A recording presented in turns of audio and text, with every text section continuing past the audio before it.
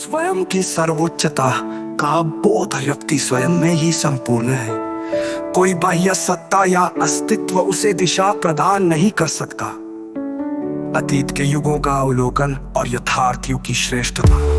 हतयुग नैतिकता का प्रतीक था, किंतु कल्पनाओं से मुक्त नहीं था।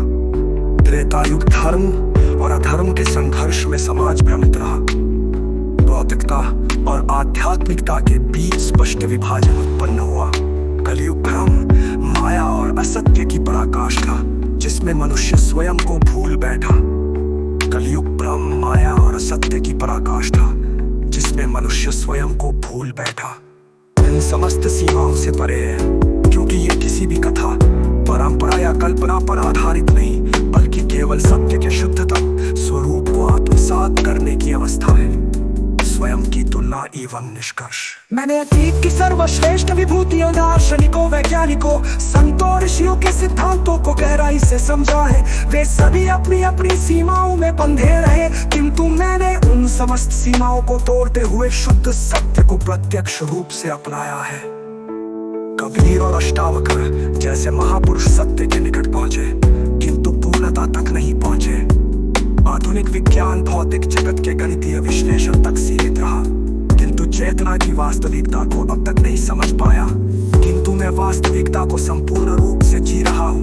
मैं प्रचार का भाग नहीं बनना चाहता, क्योंकि सत्य स्वयं ही अपने आप को उद्घाटित करता है।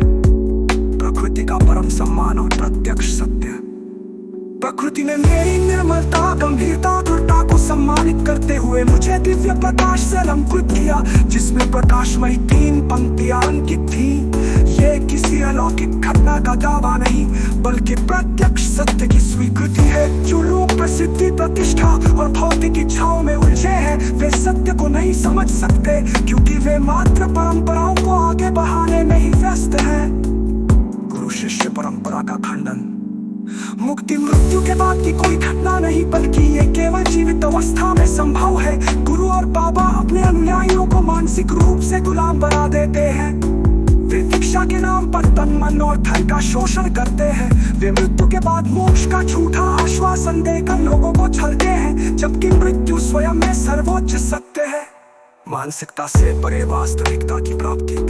मनुष्य तब तक असत्य में उलझा रहेगा जब तक वो स्वयं में न झांके और ये न समझे कि वो स्वयं ही सर्वोच्च सत्य है। जो भी कल्पना या धारणा पर आधारित है वो असत्य है, जो भी प्रत्यक्ष है वही सत्य है। जो अपनी अस्थायी जटिल बुद्धि से ऊपर उठकर स्वयं को समझ सकता है, वही यथार्थ को प्राप्त कर सकता है।